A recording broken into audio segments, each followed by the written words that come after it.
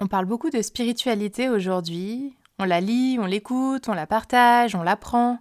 Mais à quel moment est-ce qu'elle descend vraiment dans notre vie? Dans nos actes, dans la qualité de nos relations, dans l'alignement de nos choix ou notre manière d'être humain? Dans cet épisode, je t'invite à quitter la spiritualité conceptuelle, imagée, matérielle, pour entrer dans une spiritualité incarnée, vivante, tangible, palpable. Pas pour devenir quelqu'un d'extraordinaire, mais pour devenir profondément vrai. Bienvenue dans Odyssée de la conscience. Je t'invite dans ce podcast à prendre le chemin retour vers ta nature profonde, en embrassant avec amour ton processus graduel, ascensionnel et libérateur. Ensemble, on plonge au cœur d'une humanité ordinaire et simple. Et de cet espace, on découvre cet océan de conscience silencieux qui vibre en nous tous depuis toujours.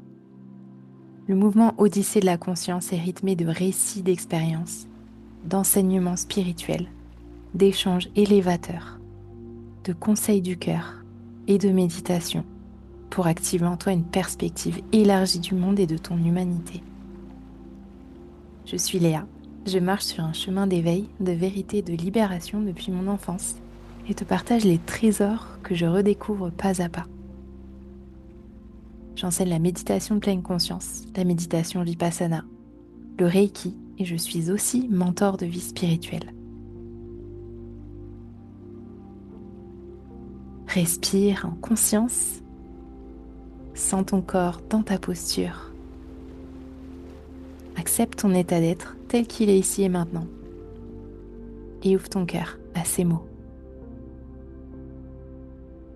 Si tu prenais un instant pour te rappeler tout ce que tu as appris depuis que tu marches ce chemin ou une forme de voie spirituelle qui te mène à ton fort intérieur, à la conscience pure, à une nouvelle manière de vivre ton humanité, tout ce que tu avais lu, écouté, entendu, expérimenté, etc. Et tu te poses la question, qu'est-ce que j'incarne de tout ça ici et maintenant? Est-ce qu'il y a des valeurs? Est-ce qu'il y a des comportements, des habitudes, un mode de vie, un changement dans mes relations? Est-ce que j'ai su capitaliser sur tout ce que j'ai appris? Est-ce que j'ai su mettre en œuvre, prendre le temps de pratiquer? Est-ce que aujourd'hui j'incarne tout ce que j'ai appris? C'est ok si ce n'est pas le cas à 100%, simplement. Mon point ici est de te faire voir peut-être qu'il y a plein de choses que peut-être que tu sais déjà au niveau de la connaissance, au niveau du mental, mais c'est pas encore descendu dans tes comportements, dans tes actes, dans tes paroles, au quotidien et dans la vie simple et ordinaire de tous les jours. Quand tu te connectes au podcast Odyssée de la conscience, on vient pas faire du snorkeling, on vient faire de la plongée en apnée ou de la plongée en profondeur. Donc l'idée ici, c'est de te transmettre ou de t'aider à poser des bonnes questions parce qu'on démarre un nouveau cycle, une nouvelle ère et je vais beaucoup parler d'incarnation de la conscience, d'incarnation de la spiritualité parce qu'il ne suffit pas de le savoir, de le connaître ou d'en parler, il ne suffit pas de le poster, de le prêcher, de le prôner, il va maintenant falloir l'incarner, l'appliquer et le vivre. Et l'incarner pour moi, c'est dans la qualité de la présence de l'être qu'on présente au monde. Quand une spiritualité est incarnée ou des valeurs de vie sont incarnées, eh bien ça se ressent. Les gens autour de nous, ils le voient, ils le disent, et c'est notable en fait, c'est perceptible. C'est pas resté au niveau des concepts, des tendances. Ici, quand je parle d'incarner, je parle d'expérimenter personnellement, directement les choses et de faire descendre les connaissances, les concepts, les choses qui nous plaisent et qui résonnent dans nos actes, dans nos paroles, dans nos intentions, dans la matière, dans le corps. Ici, on ne cherche pas à vivre notre spiritualité par procuration, à suivre des tendances, à suivre des courants New Age qui n'ont fait aucune preuve. On cherche ici à aller vers l'essentiel, vers les choses qui marchent, vers les choses qui nous parlent, qui nous transforment en profondeur. L'invitation, elle est vraiment à devenir autonome dans ce chemin spirituel, mais aussi à venir faire descendre tout ce qu'on a appris, qui résonne, et à le faire descendre vraiment dans l'humain. Je prends souvent l'exemple de... je préfère lire un livre 10 fois et en tirer vraiment un enseignement hyper puissant que de lire 10 livres et de ne rien retenir d'aucun de ces 10 livres. Et ça, c'est peut-être un état d'esprit particulier. Je ne suis pas contre le fait de lire 10 enseignements différents. Simplement, quand on lit un livre par exemple, quel enseignement je retire et comment je vais l'appliquer à ma vie dès maintenant, dès demain et concrètement à quoi ça ressemble. Donc là, j'en viens au fait de l'ère dans laquelle on vit où tout le contenu spirituel entre guillemets est disponible. Et en fait, on est devenus des consommateurs de contenu spirituel. Donc, est-ce qu'on consomme du contenu ou est-ce qu'on reçoit vraiment des enseignements qu'on va s'appliquer ? Aujourd'hui, je remarque qu'il y a une production du coup de contenu massive et ça peut nous donner bonne conscience, on peut se sentir bien envers soi-même parce qu'on consomme du contenu de développement personnel, spirituel, puisque ça a une connotation d'être une bonne personne, pure, morale, peut-être même supérieure. Simplement, c'est encore une illusion de l'ego, une illusion du mental. Ça peut nous donner l'illusion ou la sensation de faire partie d'un monde spécifique, d'un monde peut-être au-dessus, d'une communauté. Tous ces besoins sont hyper légitimes, simplement, ils sont peut-être pas sponsorisés par la bonne chose à l'intérieur de nous. Tout ceci est encore une fois légitime si on retient concrètement des enseignements de vie, des principes de vie qui nous aident à être des humains ordinaires, bien câblés et qui ont une vie harmonieuse sur Terre. Donc là, j'en viens à cette question, qu'est-ce qu'on a fait de nos lectures, de nos études, de nos formations, de nos initiations ?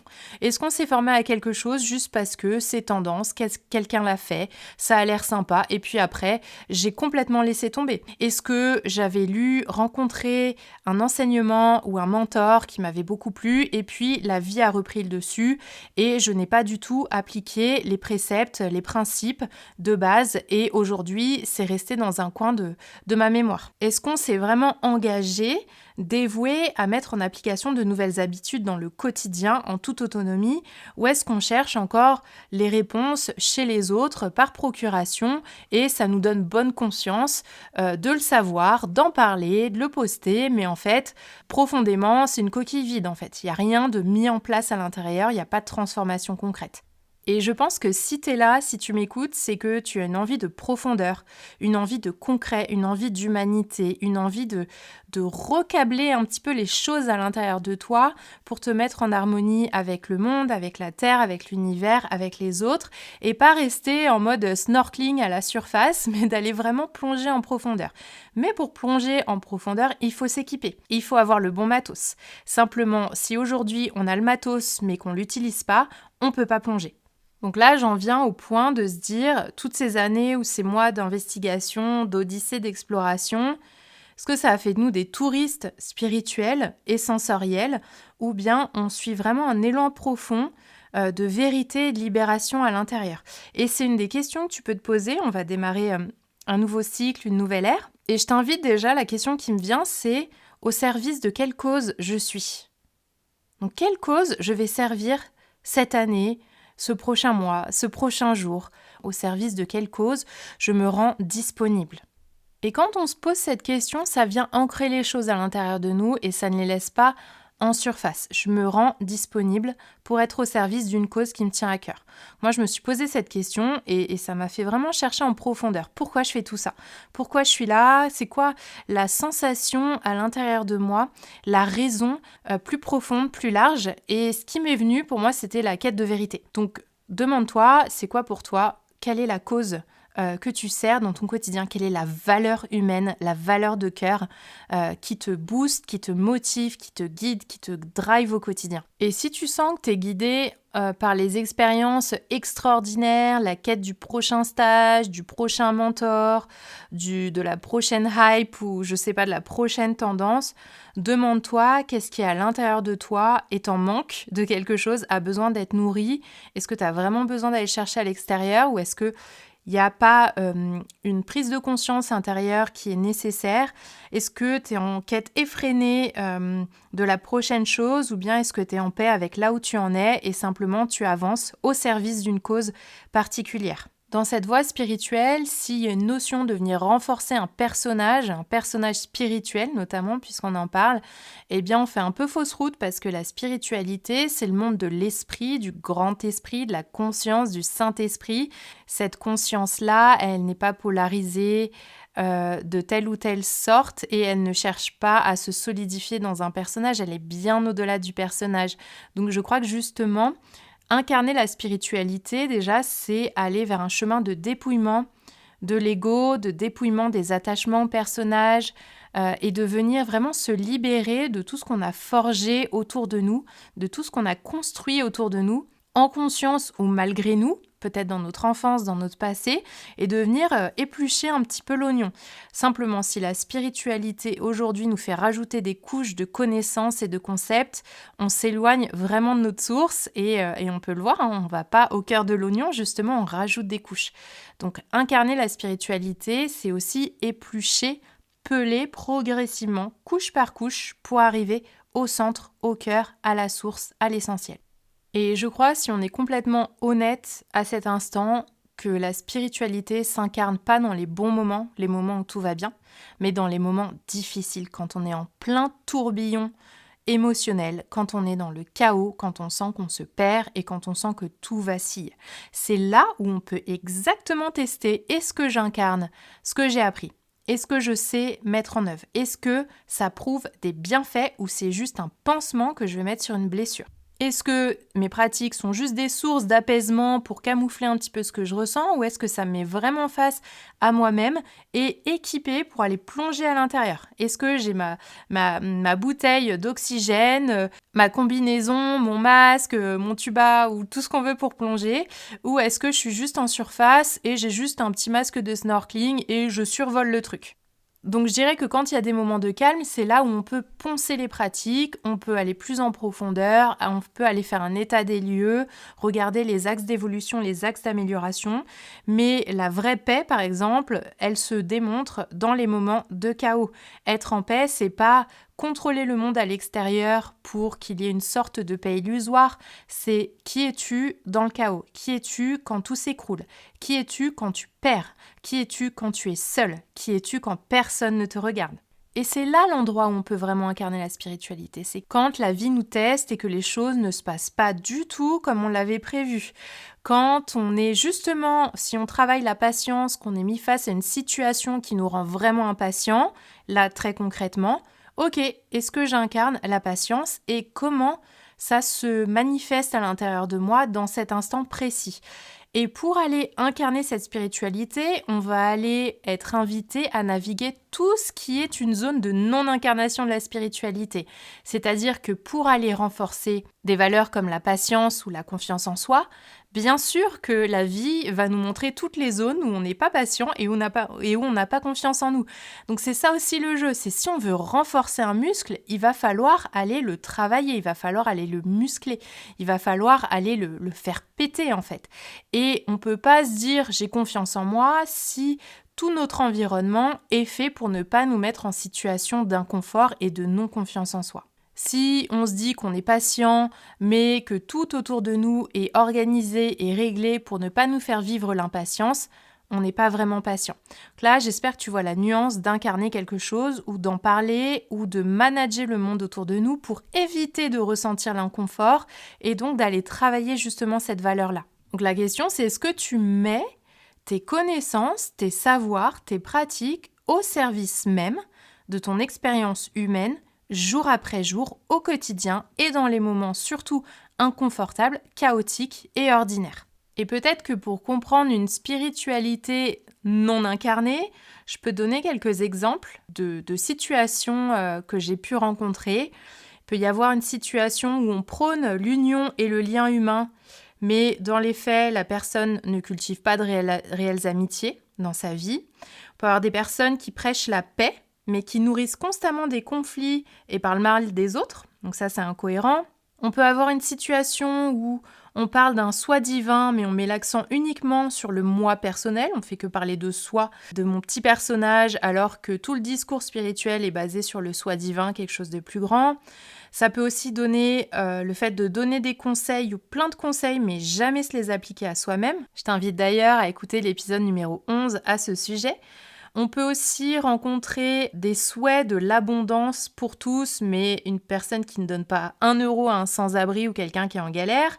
On peut avoir aussi des revendications de santé holistique ou d'une voie spirituelle saine, mais des personnes qui s'intoxiquent le week-end, ou aussi beaucoup de personnes qui font le plein de formations, mais qui stagnent dans leur quotidien, donc qui ont appris plein de choses, qui ont plein de beaux concepts, qui accumulent les diplômes, les certifications, mais dans leur quotidien sont incapables de mettre leurs aspirations en action. Donc les formations, les diplômes ne garantissent pas qu'on va incarner notre potentiel. Tout ce que j'exprime là, c'est sans jugement, c'est encore une fois un axe d'amélioration, un axe d'évolution. Est-ce qu'on peut identifier les incohérences dans l'incarnation spirituelle?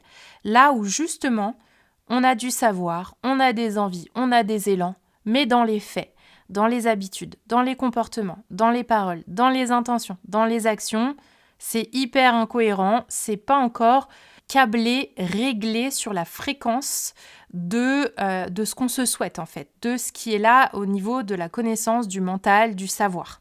C'est pas encore descendu dans la personne, dans l'humain, dans l'être. Et dans cette absence d'incarnation, on peut globalement voir aussi des personnes qui parlent beaucoup de spiritualité. Et cette citation qui dit, par exemple, la culture c'est comme la confiture, moins on en a, plus on l'étale. Je trouve que plus on en parle, plus on l'expose, plus on le survalorise, plus on le met en avant, c'est une forme d'inflation qui vient camoufler une grosse déflation à l'intérieur. Donc incarner aussi sa spiritualité n'a pas besoin de se dire, n'a pas besoin de s'exposer, n'a pas besoin de se crier sur tous les toits. Et pour avoir rencontré des maîtres spirituels qui ont atteint l'illumination complète et la libération de toute souffrance et de cycle de réincarnation, eh bien ces personnes-là ne le crient pas du tout sur tous les toits et elles sont vraiment dans une humilité hors norme et exceptionnelle. Donc en fait, la spiritualité, quand elle est incarnée, elle est silencieuse. Là, je te renvoie à tous les épisodes que j'ai enregistrés sur le silence. C'est une notion hyper importante parce qu'on n'a pas besoin de le dire quand on l'incarne. Quand on l'incarne, ça transpire, ça se retranscrit, ça se manifeste, ça se matérialise dans notre être, dans notre corps, dans notre vie, dans notre quotidien. Et de cet espace, il n'y a absolument pas besoin d'en parler, de le dire, de le revendiquer. Et d'ailleurs, pourquoi j'insiste sur le fait d'incarner dans notre fort intérieur, en fait, ça passe par l'incarnation, ça passe par notre état de conscience à l'intérieur, parce que finalement, si on croit en la réincarnation, au fait de se réincarner, donc on s'est réincarné ici, ce qu'on va cultiver ici, on va le reporter dans l'autre incarnation. Et qu'est-ce qu'on reporte dans l'autre incarnation? Ce n'est pas l'enveloppe physique, absolument pas. On ne garde pas le même corps dans la vie d'après. On peut, selon notre état de conscience, descendre dans le royaume des animaux, dans le royaume des âmes un petit peu errantes et assoiffées, ou on peut grimper dans les royaumes un peu plus élevés, avec de beaux états de conscience. Simplement, qu'est-ce qui reste? Ce sont notre état de conscience, notre karma et tout le bien qu'on a semé dans le monde. Donc, qu'est-ce que ça nous dit de cette incarnation, en fait, de la conscience, de l'être spirituel que nous sommes, qui est venu faire l'expérience de l'humanité dans la chair, dans la matière? C'est de venir faire descendre un petit peu ces états de conscience et de veiller à ce qu'on va produire en tant qu'être humain. Donc, qu'est-ce qu'on va produire? Quelles causes on va planter, semer et quels sont les effets qu'on va récolter? Et tout ça, c'est lié à ce qu'on incarne dans l'instant présent. Si on incarne la générosité, la patience, la bienveillance, eh bien, on va récolter cela. Si on incarne la malveillance, la jalousie, la colère, la perversion, eh bien, c'est ce qu'on va récolter. D'où l'importance de veiller à ce qu'on incarne dans l'instant et à chaque instant, individuellement et collectivement, c'est que quoi qu'il arrive, ce qu'on va produire et émettre dans le monde, on va se le reprendre dans la tronche et on va le transporter dans les prochaines incarnations. Donc là, en fait, on se rend compte qu'on a tout intérêt à veiller à ce qu'on va incarner. Et dans ce sens, j'entends ce qu'on pratique fréquemment, qui va devenir notre fréquence, ce qu'on applique, la manière dont on agit dans la vraie vie, mais surtout à partir de quel espace intérieur, de quel état de conscience, de quel état d'être intérieur qu'on a cultivé au quotidien, à partir de quel état d'être et de conscience on va aller produire dans le monde. C'est ça l'incarnation, c'est le fait d'infuser un état d'être désiré dans le corps, la physicalité, dans le terrien et surtout dans les petits actes du quotidien. Donc à partir de quel état d'être on va aller produire, créer, manifester, ancrer dans la matière, et tout cela aura une répercussion sur nous-mêmes et un impact aussi sur le monde. Alors là, moi je me dis, ok, je vais être vigilante et je vais surtout soigner les états d'être à l'intérieur, soigner les états de conscience, soigner les paroles, les intentions, les actes, les choix, parce que tout a une empreinte énergétique et que tout ce qu'on sème sera récolté par nous-mêmes et aura un impact sur le monde. Et là, ça nous rend notre responsabilité personnelle en tant qu'être humain d'aller veiller justement à ce qu'on va incarner jour après jour. Du moment où on en prend conscience, eh bien on est encore plus responsable et on a encore plus de pouvoir, entre guillemets, de pouvoir travailler là-dessus et de pouvoir ajuster. Même si rien n'est parfait, évidemment, on est là pour apprendre, on est là pour évoluer, on est là pour ascensionner. On est venu ici pour s'améliorer, pas pour devenir la meilleure version de moi-même, blablabla, mais pour aller faire évoluer notre nature profonde, aller la faire monter en qualité, monter en légèreté peut-être, en se délestant de ce qui est lourd, de ce qui est malsain, de ce qui est toxique, de ce qui est douloureux. Et là, d'aller continuer à faire un travail de révélation et de retour à la pure conscience. Et ça, c'est notre responsabilité personnelle et notre pouvoir. Donc là, je t'invite vraiment à prendre le temps de laisser infuser ce que je te dis, parce que cet épisode, c'est une invitation à enraciner en toi ce qui t'a touché dans tout ce que tu as appris déjà auparavant et pas laisser ça en suspens. Vaut mieux, encore une fois, appliquer 10 qualités que d'en parler de centaines de choses ou d'expériences et de ne rien avoir cultivé dans ton quotidien. Et ce qui compte, c'est les petits actes au quotidien, à répétition, fréquemment, parce que c'est ça qui va faire que tu deviens. Et aussi, de te poser la question pour cette nouvelle ère de conscience incarnée, quelle identité en fait j'incarne ? Parce qu'en fait, si tu continues de cultiver, nourrir une identité passée, un personnage passé, eh bien c'est ce que tu vas aller incarner, produire, semer et récolter. Donc là, l'invitation, elle est peut-être d'aller regarder qu'est-ce que j'enracine en moi dans cette nouvelle identité de l'être que je vais incarner, qui sera bon et juste pour moi et pour les autres. Et incarner cette spiritualité vivante, humaine, eh bien, c'est l'intégrer dans son art de vivre au quotidien et encore une fois, dans les petits actes ordinaires. Et là, du coup, à chaque fois que tu vas apprendre quelque chose, un enseignement spirituel, c'est comme si tu repartais avec une nouvelle pépite ou un nouveau diamant. Tu vas aller le polir et puis tu vas pas nécessairement en accumuler plein, mais tu vas avoir de la qualité à l'intérieur de toi, une qualité d'être à l'intérieur de toi, qualité de cœur, qualité d'âme, et ça va être des valeurs, des trésors en fait qui vont rayonner à partir de ton intérieur. Et là, même sans avoir besoin de le dire, de l'expliquer, de convaincre ou de guider les autres, par ta simple présence, ce rayonnement va avoir un impact positif tout autour de toi. Donc là, encore une fois, plutôt que d'en parler, je vais t'inviter à passer à l'action pour toi. J'aimerais que tu choisisses une chose que tu aimerais incarner pour ce nouveau cycle. Une seule question, une seule valeur, une seule graine, mais qui résonne, qui vibre profondément en toi. Ici, je t'invite à ralentir et te poser cette question et peut-être l'ancrer sur papier. Quelle valeur de cœur je vais m'engager à incarner pour cette nouvelle phase de ma vie ?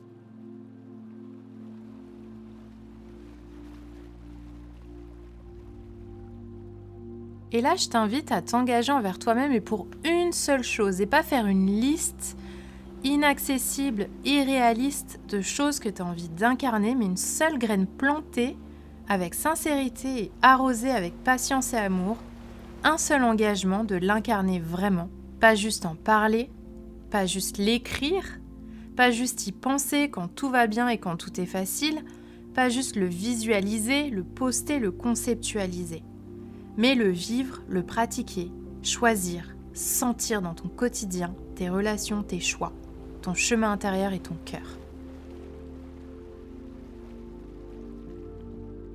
Et la spiritualité, pour rappel, c'est aussi la simplicité, la simplification des choses. On cherche à peler, à éplucher. Rester simple, rester direct, rester clair, c'est ce qui fonctionne le mieux. Donc, une valeur claire, une direction claire. Qu'est-ce que je décide et qu'est-ce que je m'engage à incarner pour ce nouveau cycle ? Je peux te donner quelques valeurs d'inspiration pour t'aider à choisir, mais tu as peut-être déjà reçu un mot-clé, une notion, un concept, un principe. Prends ce qui marche pour toi, ce qui te vient à toi intuitivement et spontanément. La compassion, le respect, la patience, le courage, la gratitude, l'authenticité, la présence, la douceur, la confiance, l'humilité, la générosité, la tolérance, l'écoute, la simplicité, la solidarité, l'intégrité, la vérité ou bien encore le pardon, la coopération, le discernement, la sagesse. Voilà, ancre bien ce mot, cette intention, cette valeur, cette notion à l'intérieur de toi et pose-toi la question, comment est-ce que je vais incarner cette valeur pour tout ce nouveau cycle? Et donc quand on parle de cette incarnation concrète, ça va vouloir dire dans quelle situation, dans quelle relation, dans quels espaces, comment est-ce que cette notion, cette valeur va se décliner dans mes intentions, mes actions, mes paroles, mes choix, mes réactions à l'instant, mes réactions dans l'inconfort, qu'est-ce que je vais me dire, qu'est-ce que je vais choisir, qu'est-ce que je vais appliquer. Quand on parle d'incarner, on va faire descendre la connaissance, le mot dans ton caractère. Tu vas venir devenir cette valeur. On va imprimer une croyance dans tes cellules. On va infuser une inspiration nouvelle dans tes habitudes. On va passer de penser à agir selon cette valeur, de vouloir à faire et à être, du discours à l'exemple vivant même.